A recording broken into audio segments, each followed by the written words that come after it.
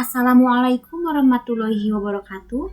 Perkenalkan, nama saya Sylvia Nurobianti dengan NIM 121705013 dari kelas Praktikum Pemrograman Berorientasi Objek kelas B. Di sini saya akan menjelaskan mini project yang telah saya buat, yaitu sebagai tugas mata kuliah PBO yang diampu oleh Bapak Muhammad Insan Al-Amin MT.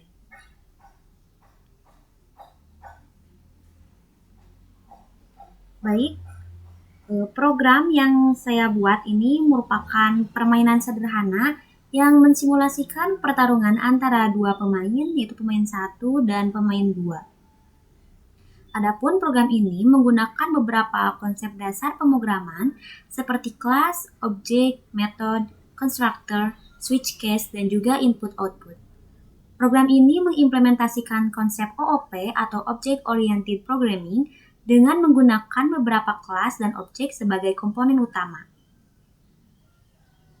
Adapun permainan dimulai dengan menampilkan menu dengan 3 opsi, yaitu ada setting up, mulai, dan juga exit. Pengguna dapat memilih untuk menyimpan senjata dan armor untuk permainan atau memulai permainan dengan memasukkan nama dan poin kesehatan pemain dan melengkapinya dengan senjata dan armor lalu memulai serangan. Adapun kelas yang ada pada program ini diantaranya yaitu ada kelas player, ada kelas menu, ada kelas weapon, ada juga kelas armor, dan juga ada kelas pertempuran sebagai main class. Menjelaskan kelas player, berikut ini adalah tampilan programnya. Kelas ini berfungsi untuk menyimpan data pemain seperti nama kesehatan, senjata, dan juga armor. Didefinisikan dengan 4 atribut, yaitu ada atribut name, ada atribut health, ada atribut weapon, dan juga ada atribut armor. Adapun pada kelas ini terdiri dari beberapa metode, di antaranya yaitu ada metode equip weapon, ada metode equip armor, ada metode attack, ada metode defense, lalu selanjutnya ada metode display. Yang mana metode display ini berfungsi untuk menampilkan status pemain, lalu metode defense untuk pertahanan diri, lalu ada metode attack yaitu untuk menyerang. Ini adalah metode attack. Baik, itu adalah kelas player. Selanjutnya ada kelas weapon. Kelas weapon ini berfungsi untuk menyimpan data senjata seperti nama senjata dan kekuatan serangan atau attack power. Kelas ini memiliki 2 atribut, yaitu attack power dengan value dengan tipe data yaitu double, dan juga ada juga name, atribut name dengan tipe string. Dalam kelas weapon ini memiliki 1 metode, yaitu ada metode display untuk menunjukkan senjata yang telah dipasang. Selanjutnya ada kelas armor, ini adalah tampilan programnya. Kelas armor ini berfungsi untuk menyimpan data armor seperti nama armor dan kekuatan pertahanan, defense power ya. Defense power dengan tipe double dan juga name dengan tipe string. Pada kelas armor ini juga memiliki 1 metode, yaitu ada metode display yang berfungsi untuk menunjukkan armor yang telah dipasang. Selanjutnya yaitu ada kelas menu. Ini adalah tampilan programnya. Kelas ini berfungsi sebagai tampilan menu dan interaksi dengan pengguna. Kelas ini berisi beberapa metode untuk menampilkan daftar senjata dan armor, memilih senjata dan armor, serta memulai pertarungan. Nah, di antaranya, oh ya sebelum saya menjelaskan metode, mungkin di sini pada kelas menu ini memiliki dua atribut ya, tiga atribut maksud saya, ada player 1, player 2, dan juga di sini ada metode statis yaitu metode menu. Nah, selanjutnya pada kelas ini juga ada metode lain, yaitu ada metode menu decision untuk menampilkan menu. Maaf, maksud saya untuk menjalankan keputusan ya. Untuk menampilkan menu itu ada di metode menu. Nah, menu decision itu adalah metode untuk pengambilan keputusan mengenai pemilihan menu yang dipilih. Lalu selanjutnya ada metode display player, yaitu untuk menyiapkan permainan ya, di sini fungsi dari metode display player tersebut. Lalu ada metode display weapon dan juga ada metode display armor, metode read equip weapon. Nah, ini metode read equip weapon ini untuk membaca equip weapon yang dipilih oleh player. Begitu pula pada read equip armor itu untuk membaca armor yang dipilih oleh player.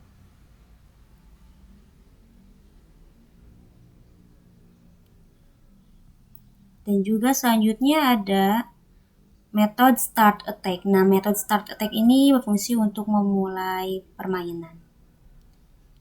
Itu mungkin beberapa kelas yang ada pada program ini. Selanjutnya saya akan menjelaskan mengenai alur kerja sistem dari program tersebut. Adapun alur kerja sistem dari program ini adalah program akan menjalankan menu awal game yang terdiri dari 3 opsi, yaitu ada setting up, mulai, dan juga exit. Opsi tersebut akan ditampilkan di layar, bisa dilihat ada di layar output ya. Jika user memilih opsi yang pertama yaitu setting up, maka yang akan ditampilkan adalah beberapa daftar senjata dan armor, yang mana dari daftar senjata dan armor ini user dapat memilih satu di antaranya. Nah, selanjutnya jika user memilih opsi 2 yaitu opsi mulai, maka program akan meminta user untuk memasukkan nama. Nah, di sini program meminta user untuk memasukkan nama dan juga health number, jumlah kesehatan atau jumlah value dari health dari kedua pemain tersebut, begitu. Nah, setelah itu program akan meminta pemain untuk memilih senjata untuk masing-masing pemain dengan menampilkan daftar senjata. Nah, selanjutnya kan program akan menampilkan daftar senjata, dan di sini player akan diminta untuk memilih senjata. Masing-masing player akan diminta untuk memilih salah satu senjata yang akan digunakan. Lalu selanjutnya akan ditampilkan juga list daftar armor yang tersedia, dan masing-masing dari player ini akan diminta untuk memilih salah satu dari list armor tersebut untuk digunakan. Nah, setelah itu program akan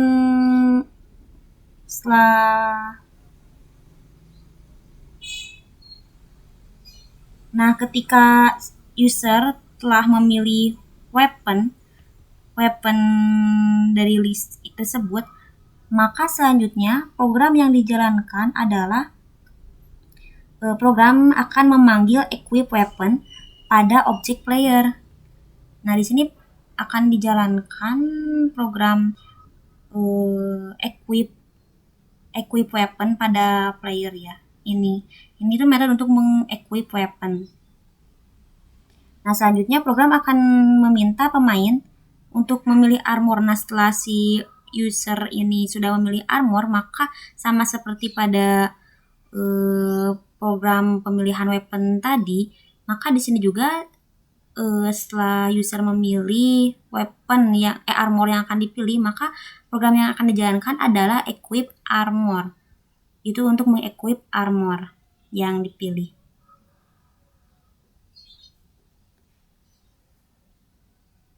Nah, di sini fungsinya itu untuk mengatur atribut armor pada objek player. Nah, setelah kedua pemain ini memiliki senjata dan armor masing-masing, maka selanjutnya adalah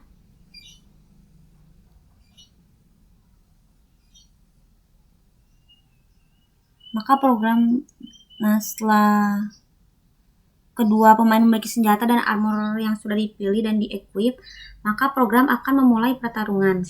Maka dalam hal ini, metode start attack yang ada pada kelas menu ini akan dijalankan.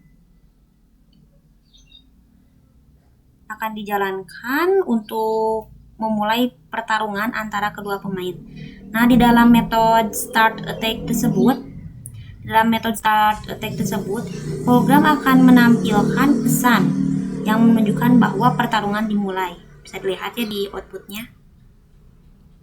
Sebentar, saya scroll. Nah, di sini akan menampilkan pesan bahwa program sudah akan dimulai.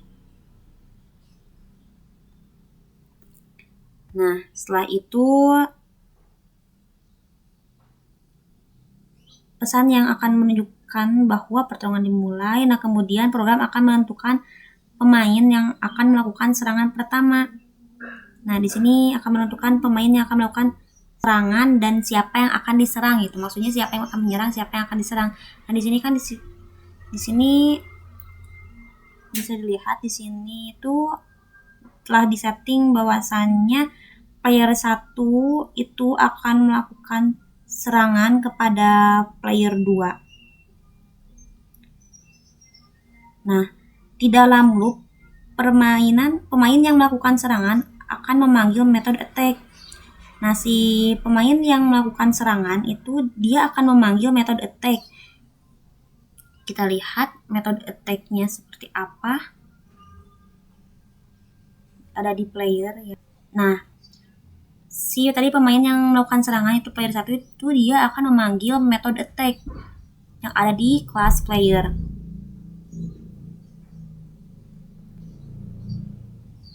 Nah, dan memberikan parameter objek pemain yang diserang.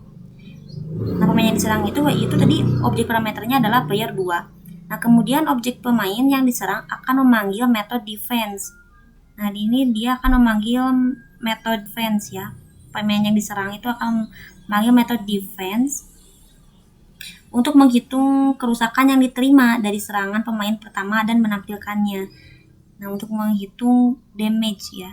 Kita lihat di defense. Nah, ini untuk menghitung damage yang dia dapatkan gitu. Nah, jika misalkan tapi dengan syarat gitu, jika misalkan defense power pada player pertama itu lebih kecil daripada attack power pada oponen ya atau player 2, maka nilai damage-nya itu adalah attack power dikurangi nilai defense power pada player pertama. Nah, jika misalkan berlaku sebaliknya atau tidak seperti ini kondisinya, maka ya damage yang dihasilkan adalah 0.